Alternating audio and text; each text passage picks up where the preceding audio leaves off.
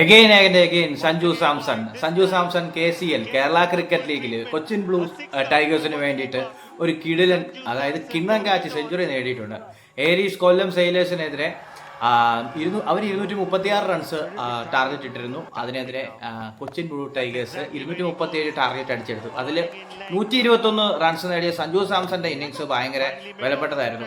കഴിഞ്ഞ കളികളിൽ അദ്ദേഹം സാധാരണഗതിയിൽ സഞ്ജു ഓപ്പണിംഗ് പൊസിഷൻ അല്ലെങ്കിൽ മൂന്നാമതായിട്ടൊക്കെ ഇറങ്ങും, അല്ലെങ്കിൽ ഒത്തിരി താഴോട്ട് പൊസിഷൻ മാറി കളിക്കത്തില്ലാത്ത സഞ്ജു സാംസൺ കൊച്ചിൻ ബ്ലൂ ടൈഗേഴ്സിന് വേണ്ടിയിട്ട് തൻ്റെ സ്ഥാനം തീരെ താഴെയായിട്ട് 5-ാമതും 6-ാമതും ഒക്കെ ആയിട്ട് ബാറ്റിങ്ങിന് ഇറങ്ങി. മാത്രമല്ല കഴിഞ്ഞ ദിവസങ്ങളിൽ ലോ സ്കോറിംഗ് ആയ ആദ്യത്തെ ഒരു കളിയിൽ ഒരു 50 കഴിഞ്ഞ് പിന്നീട് ഒരു കളിയിൽ ലോ സ്കോറിംഗ് ആയിരുന്നു.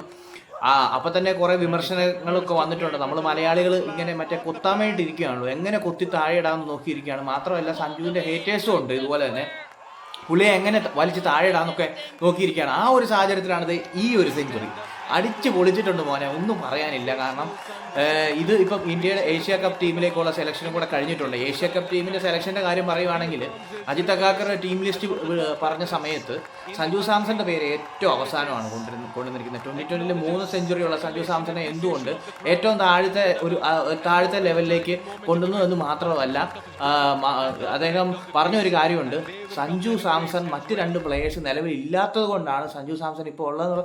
ആ ഒരു രീതിയിലാണ് അഗാർക്കർ പറയുകയും കൂടെ ചെയ്തത്. അങ്ങനെ പറയാൻ വേണ്ടി അത്ര തരംതാന്ന ഒരു അല്ലെങ്കിൽ അത്ര മോശപ്പെട്ട ഒരു പ്ലെയർ ആണോ? തെളിയിച്ചു കഴിഞ്ഞതാണ് പുള്ളി ഫയറാന്നുള്ളത്. പക്ഷേ എന്തുകൊണ്ട് അദ്ദേഹത്തിനെ ഇങ്ങനെ തഴയാൻ വേണ്ടിയിട്ട് നോക്കുന്നു എന്നുള്ളത് അറിയത്തില്ല. പക്ഷെ ഇവിടെ മലയാളികളായിട്ടുള്ള കുറേ അണ്ണന്മാരുണ്ട് എങ്ങനെ വലിച്ച് താഴെ ഇടണമെന്ന് നോക്കിയിരിക്കുന്നത്. നമുക്ക് കിട്ടിയിരിക്കുന്ന ഇന്ത്യൻ ടീമിൽ നല്ല മികച്ച രീതിയിൽ കളിക്കുന്ന അല്ലെങ്കിൽ കിട്ടിയ അവസരങ്ങൾ മുതലാക്കുന്ന ആദ്യ ഘട്ടങ്ങളിലൊക്കെ പുള്ളിക്ക് കാര്യമായിട്ടൊന്നും ചെയ്യാൻ പറ്റിയെങ്കിലും പിന്നീട് അവസാനമായപ്പോഴത്തേക്ക് ഫയറായിട്ട് നിൽക്കുന്നത്, അതായത് ഒന്നും വേണ്ട സഞ്ജു സാംസൺ മതി എന്നുള്ളൊരു ലെവലിലേക്കൊക്കെ വന്നു. ഗൗതം ഗംഭീർ, സൂര്യകുമാർ യാദവ് ഒക്കെ അത്രയ്ക്ക് സപ്പോർട്ട് ചെയ്തിട്ടുള്ളതാണ് സഞ്ജു സാംസണ്.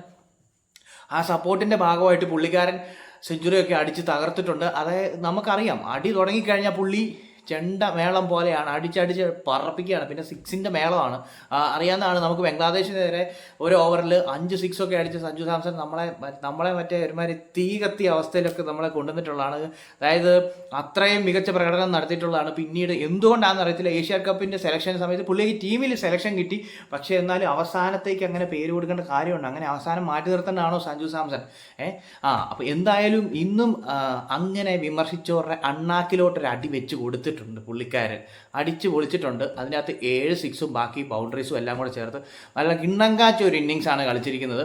അങ്ങനെ നമുക്ക് തഴയാൻ പറ്റത്തില്ല. ഏഷ്യ കപ്പിലേക്കുള്ള ഒരു എന്താ പറയുന്നത്, ടീമിൽ കയറിയിട്ട് താൻ അത്ര മോശമല്ലെന്ന് തെളിയിച്ചിരിക്കുകയാണ് സഞ്ജു സാംസൺ. മോശമല്ല, അങ്ങനെ എന്നെ തഴയാൻ പറ്റത്തില്ല എന്നുള്ള രീതിയിൽ സഞ്ജു സാംസൺ തൻ്റെ എന്നാ പറയുന്നത് വരവ് അറിയിച്ചു കഴിഞ്ഞു. ഇനി വരും ദിവസങ്ങളിൽ കേരള ക്രിക്കറ്റ് ലീഗിൽ ഓരോ മത്സരങ്ങളിലും പുള്ളിയുടെ പ്രകടനം മികച്ചതായിരിക്കും. ഇത്തവണ എന്തായാലും പുള്ളി ബാറ്റിങ്ങിന് ഇറങ്ങിയത് ഓപ്പണിങ്ങിലാണ്.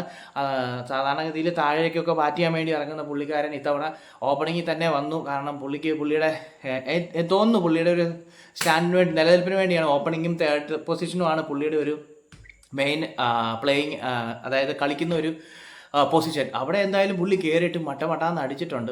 അവർ ഈ പറയുന്ന കൊല്ലം ടീം അത്ര മോശമൊന്നും അല്ല. വിനോദും അതുപോലെ നമ്മുടെ സച്ചിൻ ബേബിയൊക്കെ ആണെങ്കിൽ പോലും നല്ല രീതിയിൽ കളിച്ചിട്ടുണ്ട്. 2 പേരും സെഞ്ചുറിക്ക് അരികെ വന്നിട്ടാണ് വീണത്. എന്തായാലും അതിനെയെല്ലാം കടത്തി വെട്ടിയിട്ട് ഈ ഒരു സെഞ്ചുറി വന്നിട്ടുണ്ട്. പക്ഷെ നമ്മൾ അവരെ അങ്ങോട്ട് മോശക്കാരാക്കാൻ പറ്റത്തില്ല. എന്തായാലും കേരളത്തിൽ നിന്നുള്ള സച്ചിൻ ബേബിനെയും അതുപോലെ തന്നെ വിനോദിനെയും അങ്ങനെ നമുക്ക് തഴയാൻ പറ്റത്തില്ല. എങ്കിലും അതിൻ്റെ മുകളിൽ ഒരു പടിക്ക് മുകളിൽ നിൽക്കുന്ന ഒരു പ്രകടനമാണ് സഞ്ജു സാംസൺ നടത്തിയത്.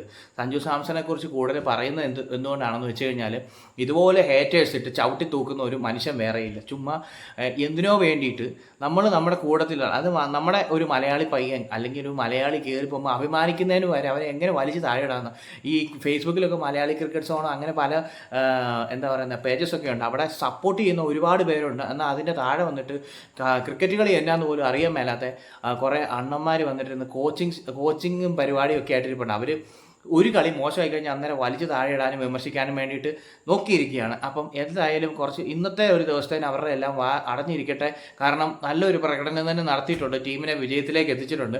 എന്തായാലും സഞ്ജു സാംസൺ എന്താ പറയുന്നത്, ഫ്ലവർ അല്ലടാ ഫയറാടാ, അതിനെ കത്തി ജ്വലിച്ച് നിൽക്കട്ടെ.